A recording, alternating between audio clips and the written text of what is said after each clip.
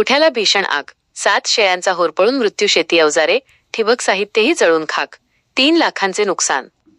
केदारखेडा प्रतिनिधी बी के धसाळ. भोकरदन तालुक्यातील केदारखेडा येथील शेतकरी दिलीप भानुदास जाधव यांच्या शेतातील गोठ्याला रविवारी रात्री अचानक भीषण आग लागली. या आगीत 5 शेळ्या व 2 बोकडांचा होरपळून दुर्दैवी मृत्यू झाला.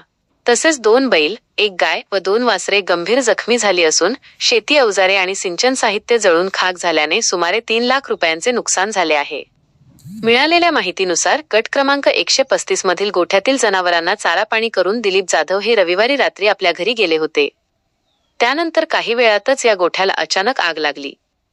आगीने क्षणार्धात रौद्ररूप धारण केले. आगीचे लोळ सुमारे 30 फूट उंच उसळत असल्याने परिसरातील शेतकऱ्यांमध्ये प्रचंड घबराट पसरली. घटनेची माहिती मिळताच घटनास्थळी धाव घेत ग्रामस्थांनी व शेतकऱ्यांनी पाण्याच्या सहाय्याने आग विझविण्याचा आटोकाट प्रयत्न केला.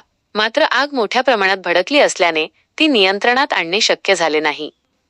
या आगीत गोठ्यातील 5 शेळ्या, 2 बोकड, कुट्टी मशीन, सुमारे 70 PVC पाईप, ठिबक सिंचन साहित्य तसेच अन्य शेती उपयोगी साहित्य जळून खाक झाले.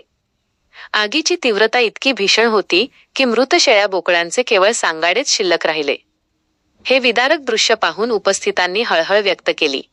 घटनेची माहिती मिळताच सोमवारी सकाळी तलाठी विठोबा जोशी, पशुधन विकास अधिकारी डॉक्टर पंडित मुंडे व पशुधन पर्यवेक्षक AS बोरगावकर यांनी घटनास्थळी भेट देऊन पंचनामा केला.